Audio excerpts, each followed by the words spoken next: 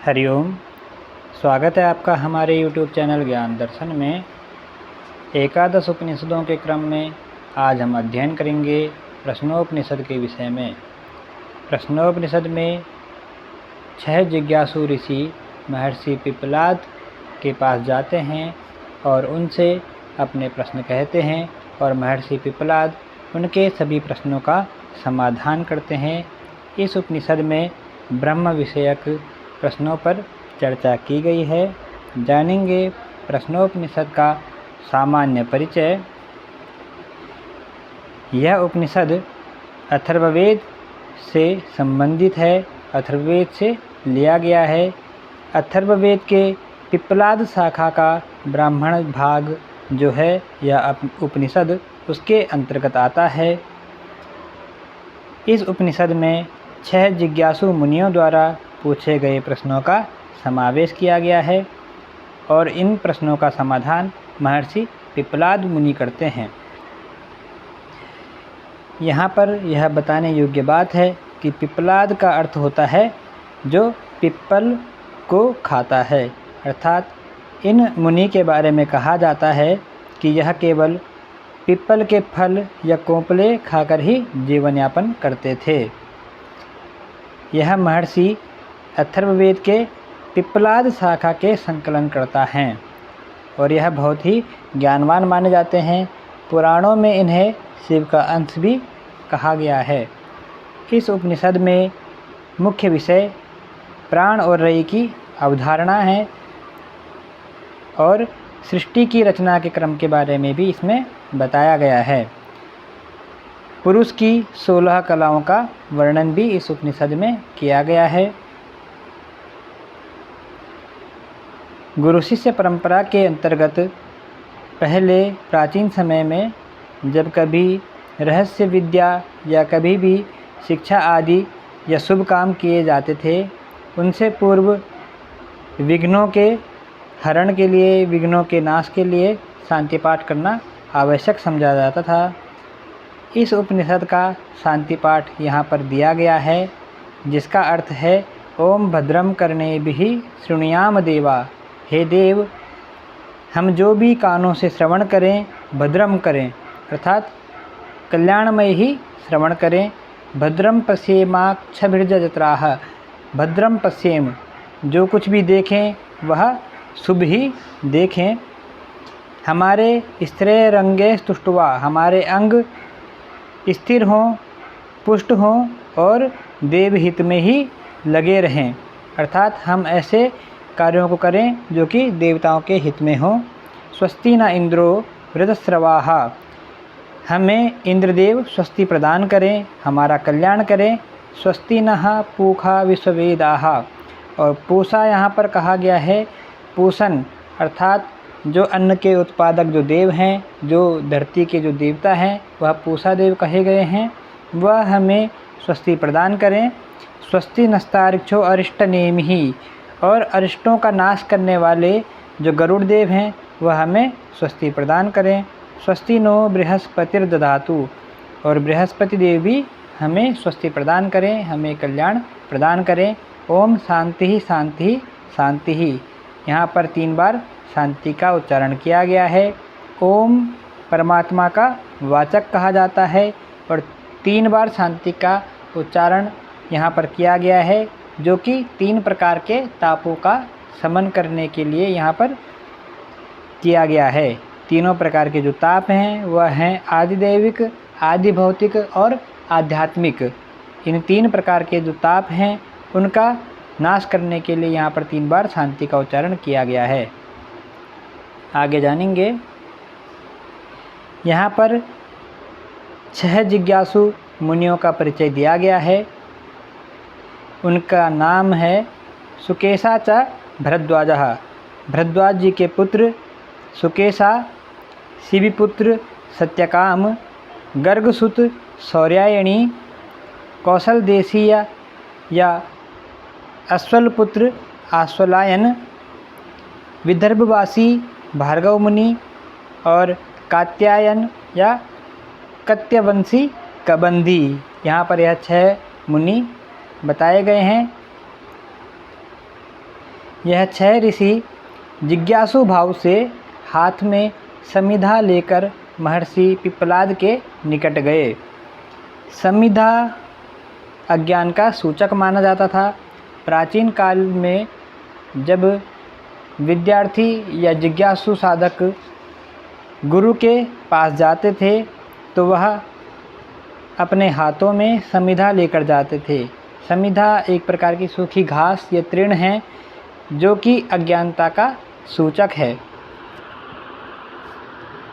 इस प्रकार से महर्षि पिप्पलाद ने उन 6 जिज्ञासुओं को अपने यहाँ अपने आश्रम में ब्रह्मचर्य पूर्वक और तपस्या रत रहते हुए 1 वर्ष पर्यंत रुकने के लिए कहा और उनसे कहा, यदि मैं तुम्हारे प्रश्नों का समाधान कर पाऊँगा तो अवश्य करूँगा। यहाँ पर महर्षि पिप्पलाद अपने अहंकार को बिल्कुल भी प्रदर्शित नहीं करते हैं। सर्वप्रथम महर्षि पिप्पलाद जी से कत्यवंशी कबंधी प्रश्न पूछते हैं कि यह प्रजा किससे प्रकट होती है, अर्थात प्रजा की उत्पत्ति कैसे होती है और किसके द्वारा होती है। इस पर महर्षि उन्हें बताते हैं कि प्रजा की उत्पत्ति की इच्छा से प्रजापति, जो प्रजा के पति हैं अर्थात जिन्होंने प्रजा का उत्पादन किया, वह ब्रह्म बताए जाते हैं। उन्होंने तप किया और रई और प्राण नामक एक जोड़ा उत्पन्न किया। रई और प्राण, यहाँ पर प्राण को आदित्य रूप बताया गया है और रई को चंद्र रूप, जो कि मूर्त और अमूर्त पदार्थों का पोषक बताया जाता है, वह बताया गया है। आदित्य प्राण है जो कि ऊर्जा का संचरण करता है और ऊर्जा को देने वाला है, चेतना को बढ़ाने वाला है, वह तत्व आदित्य है, वह प्राण है। और रई, जिसे चंद्र कहा गया है, यह सूक्ष्म और स्थूल संसार में जो भी पदार्थ हैं वह सभी रई के अंतर्गत आते हैं। रई से तात्पर्य है जो स्थूल पदार्थों की जो वृद्धि करे, जो उनका पोषण करे। आगे जानेंगे। प्राण रूप आदित्य के नाम वैश्वानर, जो कि सभी जीवों में समाहित है। यह भोजन के परिपाक में भी जो अग्नि हमारे सभी के उदर में स्थित है वह वैश्वानर नाम से जानी जाती है। विश्वरूप अर्थात विश्व के समस्त रूपों में जो सर्वत्र विद्यमान है वह विश्वरूप है। वह आदित्य हरिण नाम से भी जाना जाता है। हरिण का अर्थ है हरण करने वाला, जो सभी के रोग शोक आदि को हरण करता है। जल को अंतरिक्ष में धारण करने वाला वह है। इस प्रकार से उसे हरिण कहा गया है। जातवेद, अग्नि का एक अंश जो समस्त पदार्थों में विद्यमान रहता है, उसे जातवेद नाम से जाना जाता है, जो कि सूक्ष्म से सूक्ष्म और स्थूल से स्थूल सभी पदार्थों के मध्य जो विद्यमान है वह अग्नि जातवेद नाम से कही गई है। परायण अर्थात परायण करने योग्य, सभी के आश्रय रूप जो परमात्मा है उसे यहाँ पर आदित्य रूप में बताया गया है। सहस्त्र रश्मि ही, जिसकी हजारों किरण हैं, हजारों किरणों से जो युक्त है, वह सतधा अर्थात अनेक प्रकार से उत्पन्न होने वाला, और जो ज्योति स्वरूप है, अग्नि है, एक अर्थात अद्वैत है जिसमें द्वित्व भाव नहीं है, जो तपस्वी है, वर्तमान है अर्थात सदा विद्यमान रहने वाला और प्रजा की उत्पत्ति करने वाला जो है, अर्थात प्राण रूप में आदित्य के इस प्रकार से नाम बताए गए हैं। आगे जानेंगे। संवत्सर प्रजापति है। प्रजापति अर्थात जिसे हम ब्रह्म रूप में जानते हैं, सृष्टि की उत्पत्ति करने वाला, और प्राण और रई उसके दो पक्ष हैं। इस प्रकार से प्राण जो चेतना को बढ़ाने वाला है, जिसे हम श्रेष्ठ जानते हैं, प्राण को संवत्सर अर्थात होता है 1 वर्ष, जिसे हम साल के नाम से भी कहते हैं। 1 वर्ष संवत्सर कहलाता है। उस संवत्सर का जो प्राण है वह उत्तरायण है। उत्तरायण के जो 6 माह जिसमें सूर्य उत्तरायण में रहता है, और दक्षिणायन जो कि शेष 6 माह हैं जिसमें सूर्य दक्षिणायन रहता है, जिसमें शरद ऋतु इत्यादि आती हैं। उत्तरायण में जो तप, ब्रह्मचर्य, श्रद्धा और विद्या युक्त जो कर्म करता है, वह उत्तर मार्ग से देवयान मार्ग से, उत्तर मार्ग को देवयान मार्ग भी कहा जाता है, वह सूर्यलोक की प्राप्ति करता है। सूर्यलोक से जाते हुए वह साधक ब्रह्मलोक आदि को प्राप्त करता है। इस प्रकार से दक्षिणायन अर्थात दक्षिणायन के समय जो व्यक्ति कर्म करते हैं, वह पितृयान मार्ग से, यहाँ पर जिस मार्ग से वे साधक यात्रा करते हैं मरणोपरांत अर्थात मरने के पश्चात, उसका नाम पितृयान मार्ग है। यहाँ पर कर्म करने वाले, कर्म किस प्रकार के, जो कि आसक्तिवश कर्म किए गए हैं या फल की कामना से युक्त होकर जो कर्म किए गए हैं, उन कर्मों के भोक्ता या उन कर्मों के फल को पाने वाले व्यक्ति चंद्रलोक को प्राप्त करते हैं और पुनः इस लोक में अवतरित होते हैं। इस प्रकार से यहाँ पर 2 मार्ग बताए गए हैं, उत्तर मार्ग और दक्षिण मार्ग, जिन्हें कि देवयान मार्ग और पितृयान मार्ग के नाम से यहाँ पर बताया है। वह आदित्य पितर कहा गया है, अर्थात सबका पितृ अर्थात सबका पिता। उसके 5 पाद अर्थात 5 पैर हैं, 12 प्रकार की आकृति हैं, और वह द्युलोक अर्थात अंतरिक्ष के मध्य जल को धारण करने वाला है। यहाँ पर 5 पाद अर्थात उसके 5 पैर हैं। इससे अनुमान लगाया जा सकता है कि उसके 5 पैर 5 ऋतु हैं, जो कि हेमंत और शिशिर को जोड़कर 1 गिनी गई है। 12 आकृति उस सूर्य की या तो 12 राशि हैं, जो कि मेष, सिंह, वृष, कन्या, तुला आदि हैं, और 12 मास या फिर उन्हें हम 12 मास के नाम से जानते हैं। वह सूर्य की 12 आकृतियां हैं। द्युलोक मध्य जल धारण करने वाला वह सूर्य है। अन्य विद्वान उसे 7 चक्र और 6 अरों वाला कहते हैं, अर्थात जिस चक्र के 7 चक्र हैं और जिस चक्र में 6 अरे लगे हुए हैं। 7 चक्र से तात्पर्य 7 दिन, हफ्ते के 7 दिन, जिन्हें हम 7 वार के नाम से जानते हैं, सप्तवार, और 6 अरे अर्थात 6 ऋतुएं कही गई हैं। इस प्रकार से यहाँ पर आदित्य रूप का वर्णन किया गया है। देखेंगे यहाँ पर प्रजापति रूप ब्रह्म को मास के नाम से बताया गया है। मास रूप में मास का शुक्ल पक्ष प्राण है और कृष्ण पक्ष रई है। इस प्रकार से मास को ब्रह्म के अंतर्गत बताया है कि उस ब्रह्म का एक पक्ष शुक्ल पक्ष है और एक पक्ष कृष्ण पक्ष है। और दूसरा यहाँ पर वर्णन मिलता है उस प्रजापति को, अर्थात उस प्रजापति रूप को अहोरात्र अर्थात दिन और रात को मिलाकर एक दिन बताया गया है। उस दिन का जो दिन वाला समय है वह प्राण है, और जो रात्रि का समय है उसे रई कहा गया है। इस प्रकार से ब्रह्म रूप में प्राण और रई का वर्णन मिलता है। प्रजापति अर्थात ब्रह्म को यहाँ पर अन्न रूप में बताया गया है कि उनसे अन्न की उत्पत्ति होती है, और अन्न से वीर्य की उत्पत्ति होती है, और वीर्य से संसार की उत्पत्ति होती है।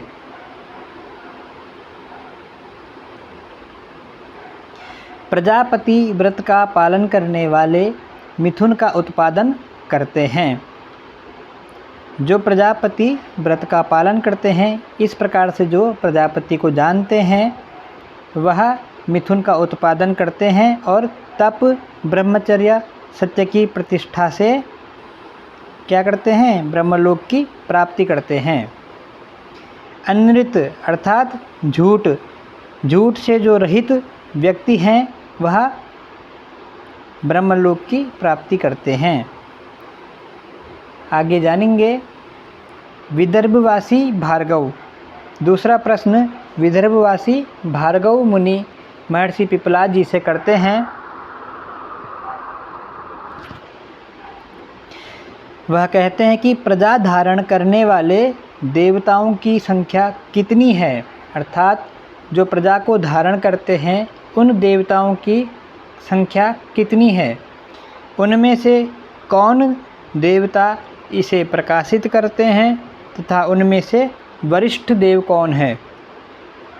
इस प्रकार से महर्षि पिपलाद कहते हैं कि आकाश, वायु, अग्नि, जल, पृथ्वी आदि जो पंच महाभूत हैं, वह और वाक, मन, नेत्र आदि जो ज्ञानेंद्रिय हैं, वह सभी देव स्वरूप ही हैं, जो कि हमारे शरीर में भी विद्यमान हैं।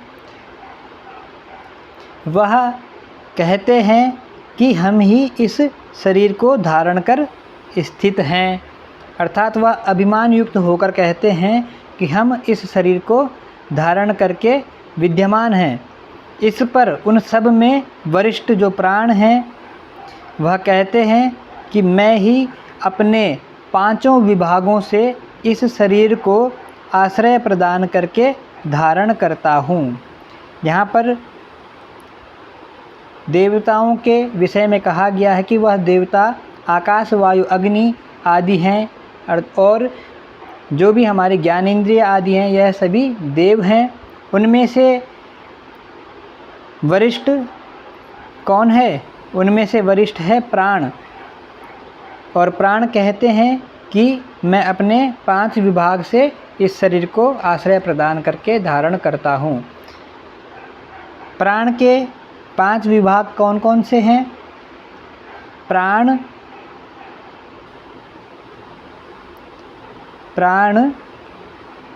दूसरा है अपान, यह वायु के नाम हैं। तीसरा है समान,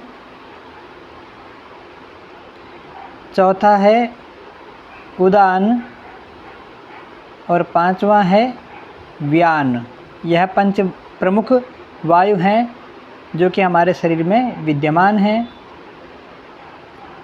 इस प्रकार से प्राण कहता है कि मैं अपने 5 विभागों से इस शरीर को आश्रय प्रदान करके धारण करता हूँ। यह जानकर जब प्राण इस शरीर से बाहर निकलने की चेष्टा करता है, तो उस प्राण के साथ ही सभी देव अर्थात आकाश, वायु आदि और सभी ज्ञानेंद्रियाँ बाहर निकलने लगती हैं। इस पर प्राण की वरिष्ठता सिद्ध हो जाने के उपरांत सभी देव उस प्राण की स्तुति करते हैं। वह प्राण को कहते हैं कि हे प्राण, आप अग्नि हैं, आप ही सूर्य हैं, आप ही इंद्र, मेघ, वायु, पृथ्वी, रई, सत, असत और अमृत स्वरूप हैं। यहाँ पर प्राण को ही रई कहा गया है। अर्थात जो प्राण है वह सर्वत्र सृष्टि में शक्ति आदि से वह श्रेष्ठता व सभी पदार्थों में उपस्थित माना गया है। आगे जानेंगे प्राण में ही ऋग्वेद की ऋचाएँ, यजुर्वेद और सामवेद के मंत्र, ब्राह्मण, क्षत्रिय, यज्ञ सभी सन्निहित हैं। वह प्राण प्रजापति है, गर्भ में निवास करने वाला है, माता और पिता के समान जन्म लेने वाला है और प्रजा द्वारा उसे बलि प्रदान की जाती है अथवा प्रजा द्वारा उसे भोग पदार्थ दिए जाते हैं या उनकी स्तुति में उन्हें पदार्थ दिए जाते हैं। जो भी हम अन्न आदि ग्रहण करते हैं वह प्राण आदि के द्वारा ही हमारे संपूर्ण शरीर का पोषण करते हैं। इस प्रकार से सभी देव कहते हैं कि आप देवताओं में अग्नि हैं, पितृ में आप पितृगणों हेतु जो स्वधा प्रदान की जाती है आप वह हैं। अथर्वा और अंगिरस मुनि द्वारा प्रमाणित यह कहा गया है। अर्थात अथर्वा और अंगिरस जो मुनि थे इन्होंने भी प्राण की तपस्या की थी। यह वर्णन भी देखने को मिलता है। इंद्र, रुद्र, सूर्य, इंद्र, रुद्र और सूर्य जो कि ज्योतियों के स्वामी हैं, इन सब में आप ही हैं। आपके मेघ रूप होने पर प्रजा खुश होती है, आह्लादित हो जाती है। यहाँ पर प्राण को ब्रात्य नाम से भी कहा गया है कि हे प्राण, ब्रात्य का अर्थ होता है जो कि संस्कार विहीन है, अर्थात उसमें किसी भी प्रकार के कोई संस्कार नहीं हैं, वह इन सब से मुक्त है। आप एक ऋषि हैं, एक ऋषि नामक आप अग्नि हैं। मातृस्व अर्थात वायु सबके पिता और प्रदत्त जो आपको अन्न दिया जाता है, प्रदत्त अर्थात दिया जाता है, अन्न के भोक्ता हैं। अर्थात आप क्या हैं? संस्कार विहीन हैं। किसी भी प्रकार के आप में शुभाशुभ कर्म का कोई लेस मात्र भी आप में नहीं है। आप एक ऋषि हैं, अर्थात आप एक ही हैं जो कि सृष्टि को धारण करने वाले हैं। आप अग्नि हैं और मातृस्वा यहाँ पर वायु के लिए कहा गया है। आप ही मातृस्वा हैं और सबके पिता हैं, और जो भी आपको अन्न दिया जाता है आप उसके भोक्ता हैं। सर्वस्व आपके वश में है, और आप हमारी माता जिस प्रकार से अपने पुत्रों की रक्षा करती है उसी प्रकार से आप हमारी रक्षा करें। तीसरा प्रश्न यहाँ पर आश्वलायन मुनि पूछते हैं कि प्राण की उत्पत्ति कहाँ से होती है? यह शरीर में किस प्रकार प्रविष्ट होता है? स्वयं को बांटकर यह देह में कैसे रहता है? यह किस प्रकार बहिर्गमन करता है, अर्थात बाहर जाता है? किस प्रकार बाहरी भीतरी शरीर को धारण करता है? किस प्रकार आत्मिक जगत से यह संबंध स्थापित करता है? इस पर महर्षि उन्हें कहते हैं कि इस प्रकार के प्रश्न जो आप पूछ रहे हैं, इससे यह लगता है कि आप बहुत ही कठिन प्रश्न पूछ रहे हैं, किंतु आपकी ब्रह्म के प्रति जिज्ञासा है, इसलिए आपके प्रश्नों का उत्तर देना मैं सही समझता हूँ।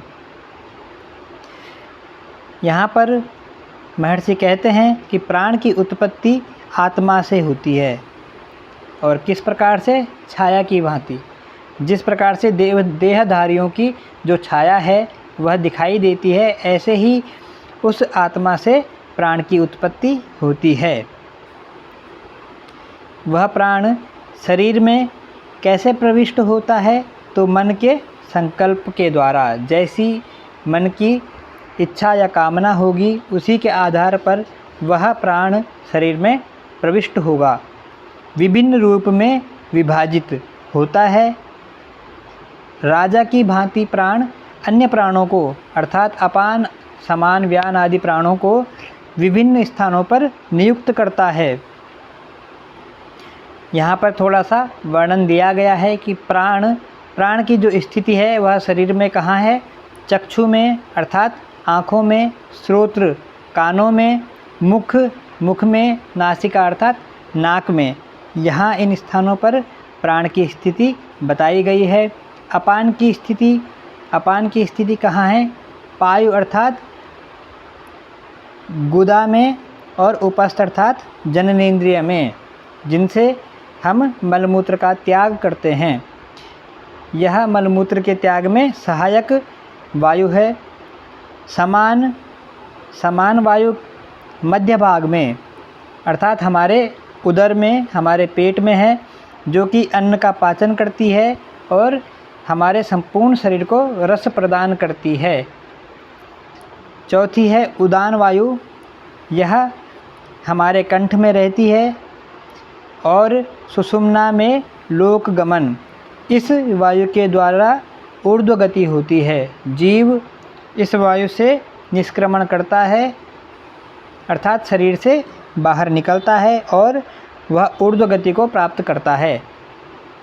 व्यान नामक जो पांचवी वायु है, यह संपूर्ण नाड़ियों में अर्थात शरीर में स्थित जो सभी नाड़ियां हैं उनमें यह वायु संचरण करता है। शरीर में नाड़ियों की स्थिति आगे बताएंगे, जो कि 72,000 विभिन्न ग्रंथों के आधार पर बताई गई है। नाड़ियाँ हृदय हेस आत्मा, अर्थात यह आत्मा हृदय अर्थात हृदय में है। अत्र एकदश अत्रेत देक शतम एक शतम नाड़ीनाम तासाम शतम शतमें कैकस्याम। यहाँ पर कहा गया है कि हृदय में आत्मा है और यहाँ अत्र अत्रेत देक शतम अर्थात एक शत का अर्थ होता है 100। यहाँ 100 नाड़ियाँ हैं। उन 100 नाड़ियों में तासाम शतम शतम एकैकस्याम द्वासप्ततिः उन 100 नाड़ियों से 72 प्रतिशाखा निकलती हैं, अर्थात जो 100 नाड़ियाँ हैं उन 100 नाड़ियों से 72 प्रतिशाखाएँ निकलती हैं, जो कि आगे जाकर 1000 प्रकार से हो जाती हैं। अर्थात वह जो नाड़ियाँ हैं आगे जाकर 72,000 हो जाती हैं, जिनमें व्यान वायु संचरित होती है। आगे जानेंगे। आदित्य प्राण चक्षु को अनुगृहीत करता हुआ उदित होता है। हमारे जो देखने की शक्ति है वह हमें आदित्य से ही प्राप्त होती है। कहते हैं कि जो रूप सृष्टि में समष्टि में है वही व्यष्टि में भी कार्य करता है, तो आदित्य को चक्षु रूप भी माना जाता है, अर्थात आदित्य को आँखों के रूप में भी देखा जाता है। उपनिषदों में यह वर्णन मिलता है। आदित्य प्राण चक्षु को अनुगृहीत करता हुआ उदित होता है, अर्थात जो आदित्य है वह चक्षु को अनुगृहीत करता हुआ उदित होता है। तेज शीतल होने पर इंद्रियों का मन में विलय हो जाता है। जब प्राणी का तेज शीतल हो जाता है उस समय उसकी जो सभी इंद्रियां हैं वह मन में विलय हो जाती हैं। उसकी सभी प्रकार की जो सामर्थ्य होती है वह तेज शीतल होने पर कार्य नहीं करती और मन में विलय हो जाती हैं, जिससे कि उसका पुनर्जन्म नहीं होता। यह स्थिति श्रेष्ठ साधकों की होती है। आत्मा संकल्प के द्वारा प्राण और तेज युक्त विभिन्न लोकों में जाता है। इस प्रश्न पर कि आत्मा प्राण किस प्रकार से विभिन्न लोकों की यात्रा करता है, यहाँ पर बताया गया है कि आत्मा संकल्प के द्वारा और तेज युक्त विभिन्न लोकों में जाता है। इस प्रकार से जानने वाले का ही क्या होता है, उत्थान होता है। उसकी प्रजा का कभी भी नाश नहीं होता और उसे अमृत तत्व की प्राप्ति होती है। प्राण की उत्पत्ति आगमन, वह देह में किस प्रकार से आता है, वह उत्पन्न कैसे होता है, छाया की भांति, और वह कैसे आता है देह में, मन के संकल्प के द्वारा। उसके जो स्थान है शरीर में, जैसे चक्षु आदि अभी बताए, उसका व्यापकत्व अर्थात वह कितना व्याप्त है सृष्टि में आदित्य रूप में, अभी उसके बारे में हमने चर्चा की। बाह्य अर्थात बाहरी और आंतरिक स्थिति, प्राण की बाहरी स्थिति और आंतरिक स्थिति, इन पांचों प्रकार के भेदों को जानने वाला व्यक्ति अमर होता है, अर्थात अमरत्व को प्राप्त करता है। यदि वह इस प्रकार से जानकर साधना करे तो उसको श्रेष्ठ फल प्राप्त होते हैं। आगे देखेंगे चौथा प्रश्न, जो कि सौर्यायणी गार्ग्य, जो कि गर्गसुत सौर्यायणी पूछते हैं, इस पुरुष देह में कौन सोता है। कौन जागता है, कौन देवता स्वप्न देखता है, कौन सुख अनुभव करता है, ये सब किस में संप्रतिष्ठित होते हैं। यह प्रश्न गर्गसुत सौरायणी महर्षि पिपलाद जी से पूछते हैं। इस पर महर्षि कहते हैं कि सूर्य की उदय और अस्त होती रश्मियों की अर्थात किरणों की भांति ही समस्त इंद्रियां मन में एकीभूत हो जाती हैं। इस समय वह कोई क्रिया व चेष्टा नहीं करता, इसे ही शयन करते हैं, इसे ही शयन कहते हैं।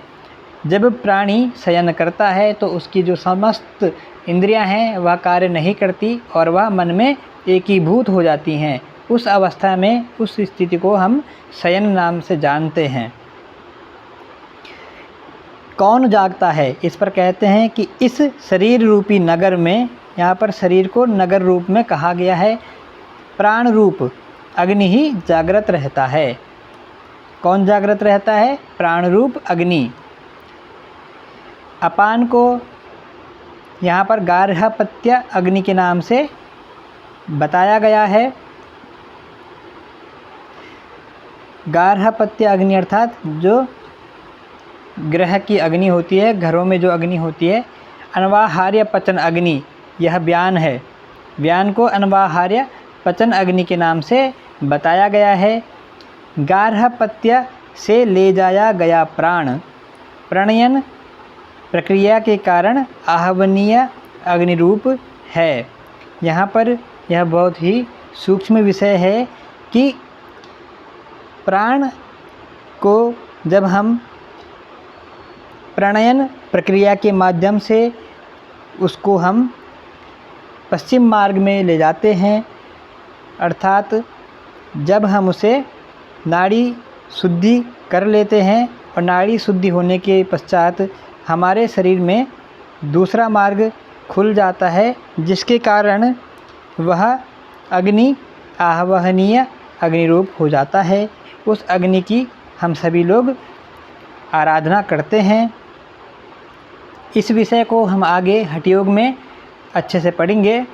श्वास लेना, श्वास छोड़ना, यह सभी यज्ञ की आहुतियाँ बताई गई हैं। अर्थात हम जब श्वास लेते हैं और श्वास छोड़ते हैं, यह सभी यज्ञ की आहुतियाँ कही गई हैं। प्राणी श्वास लेता है और श्वास छोड़ता है, इस समय वह अजपा गायत्री का जप करता है। जीव एक दिन में 21,600 जप प्रतिदिन करता है, अर्थात वह श्वास और प्रश्वास करता है और सोहम का उच्चारण करता रहता है। तो उस श्वास लेने और छोड़ने को यहाँ पर यज्ञ की आहुति बताया गया है। समानता पूर्वक विभक्त, प्राणी में जो भी अन्न आदि को समानता पूर्वक विभक्त करने वाला जो वायु है, वह समान वायु बताया गया है। मन को यहाँ पर यजमान बताया गया है कि मन ही यजमान है। श्रेष्ठ और निकृष्ट जो दोनों प्रकार के कर्म हैं, उनका जो भोक्ता है वह मन है, अर्थात मन को यहाँ पर यजमान कहा गया है। उदान वायु के द्वारा ही व्यक्ति की ऊर्ध्व गति होती है, यह मैंने अभी बताया। तो उदान को अभीष्ट फल बताया है, यह मन को ब्रह्म में निहित करता है। इस प्रकार से पांचों वायुओं के कार्य यहाँ पर बताए गए हैं, आगे जानेंगे। स्वप्न की अवस्था में यह देव अपनी महिमा का अनुभव करता है।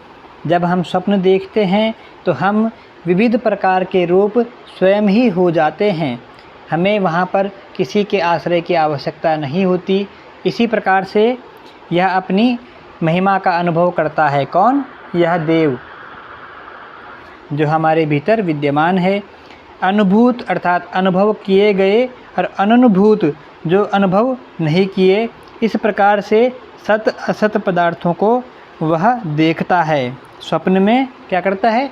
सत अर्थात जो पदार्थ सत हैं, जो सत्य रूप हैं, और जो असत अर्थात मिथ्या झूठ जो पदार्थ हैं, उन्हें वह देखता है। तेजस अवस्था में यह स्वप्न नहीं देखता। तेजस अवस्था में यह स्वप्न नहीं देखता, आनंद का अनुभव करता है। यहाँ पर प्राणी की अवस्थाओं का निरूपण किया गया है, इसे थोड़ा समझ लेंगे। पहली अवस्था है जागृत, जिसमें हम जागृत रहते हैं और अपने सभी क्रियाकलापों को करते हैं। दूसरी अवस्था है जिसे हम स्वप्न के नाम से जानते हैं, जब हम शयन करते हैं और स्वप्न देखते हैं। तीसरी अवस्था है तेजस। इसमें स्वप्न अवस्था जो है, स्वप्न अवस्था को ही तेजस नाम से कहा गया है। और यह जो तेजस है,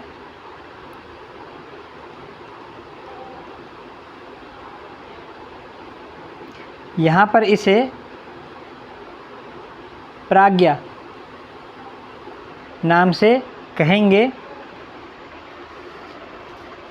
और चौथी तुरीय अवस्था, तुरीय अवस्था। इस प्रकार से हमारी अवस्थाएं हैं। व्यक्ति जब जागृत अवस्था में होता है तो वह अपने सभी कार्यकलाप करता है। तेजस अवस्था में वह स्वप्न देखता है और विभिन्न सत असत पदार्थों को वह देखता है। प्राज्ञ अवस्था में उसकी सारी चेतना एकीभूत हो जाती है और वह परमात्मा से घनिष्ठ हो जाता है। किंतु यह सभी अवस्थाएं अज्ञान की अवस्थाएं कही जाती हैं। चौथी अवस्था तुरीय अवस्था है, यह ज्ञान की अवस्था है। इसमें प्राणी की जो चेतना है वह आत्मा के सन्निकट हो जाती है और वह आत्मा को देख सकता है और अनुभव करता है। इसके पश्चात जो अवस्था होती है उसमें वह स्वयं आत्मरूप ही हो जाता है, जिसे कहा जाता है पांचवी अवस्था तुरीयातीत। तुरीयातीत। इस प्रकार से 5 अवस्थाएं प्राणी की हैं। स्वप्न अवस्था में अपनी महिमा का अनुभव करता है और तेजस अवस्था में वह स्वप्न आदि नहीं देखता और आनंद का अनुभव करता है। स्वप्न आदि जो अवस्था है वह शुरुआत की अवस्था है। उसके पश्चात जब चेतना एकीभूत होती है तो वह आनंद का अनुभव करने लगती है। इसके जिस प्रकार से समस्त पक्षी वृक्ष पर बैठते हैं, उसी प्रकार समस्त तत्व आत्मा में प्रतिष्ठित हो जाते हैं। जैसे सभी पक्षी एक वृक्ष पर शाम को बैठ जाते हैं, उसी प्रकार जब हमारे सभी तत्व आत्मा में प्रतिष्ठित हो जाते हैं तो हम परमात्मा की प्राप्ति कर लेते हैं। अर्थात यह एक साधना का क्रम है। 5वां प्रश्न, सेव्यः सत्यकाम। सत्यकाम पूछते हैं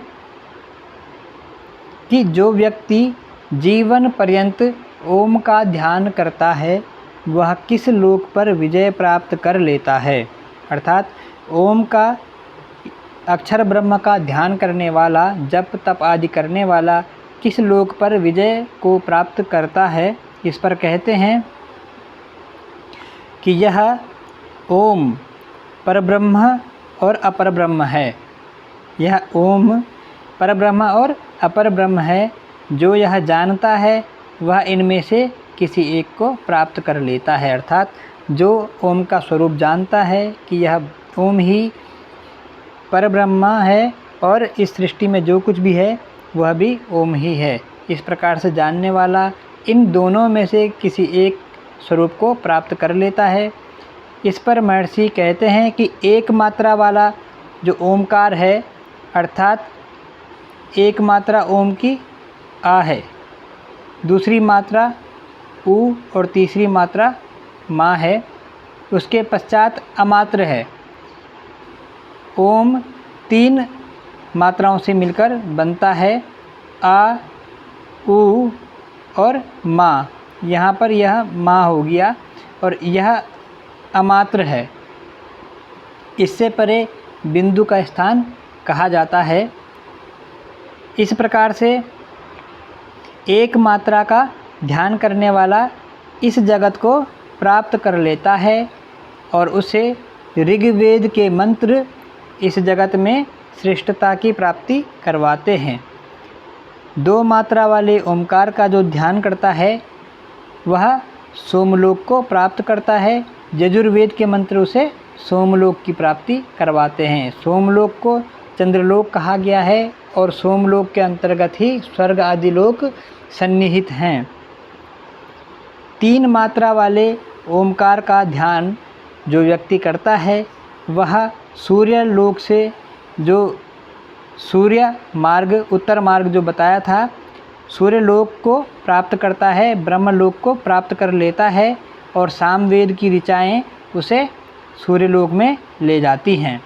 इस प्रकार से ओम का यहाँ पर वर्णन किया गया है कि ओम का ध्यान करने वाला व्यक्ति परब्रह्म और अपर ब्रह्म की प्राप्ति कर लेता है और वह एक मात्रा का भी ध्यान करने से श्रेष्ठता को प्राप्त करता है और दीर्घ उच्चारण के साथ में वह सूर्यलोक को भी प्राप्त कर लेता है।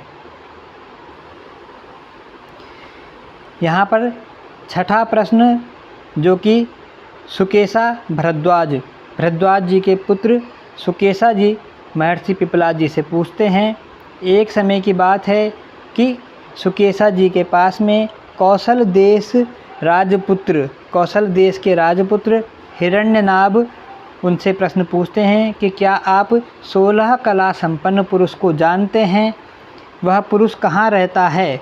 इस पर महर्षि सुकेशा कहते हैं कि मैं उन्हें नहीं जानता, यदि जानता तो आपको अवश्य बताता।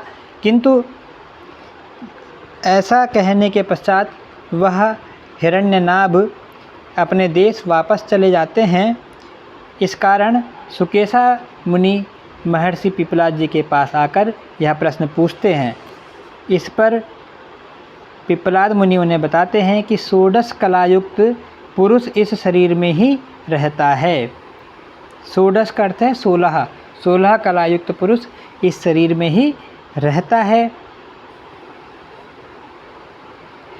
पुरुष ने चिंतन किया, वह उन्हें बताते हैं कि पुरुष यहाँ पर कहा गया है पर ब्रह्म को अर्थात ब्रह्म को, कि उन्होंने चिंतन किया कि किसके निकलने पर मैं निकल जाऊंगा। इस शरीर में हमारे अंदर परमात्मा विराजमान है। उन परमात्मा ने चिंतन किया कि किसके निकल जाने पर मैं निकल जाऊंगा और किसके प्रतिष्ठित रहने पर मैं प्रतिष्ठित रहूंगा। इस प्रकार से उस परम पुरुष की 16 कलाएं यहाँ पर बताई गई हैं। वह 16 कला हैं प्राण, श्रद्धा, आकाश, वायु, ज्योति जिसे हम अग्नि भी कहते हैं, जल, पृथ्वी, इंद्रियां, मन, अन्न, वीर्य, तप, मंत्र, कर्म, लोक और नाम। यह 16 पुरुष की कलाएं हैं।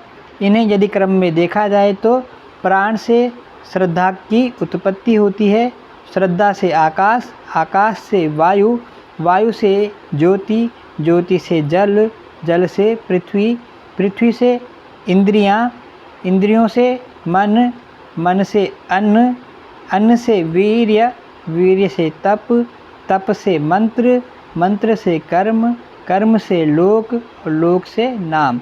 इस तरीके से भी हम थोड़ा बहुत समझ सकते हैं। आज हमने प्रश्नोपनिषद के विषय में चर्चा की, अध्ययन किया।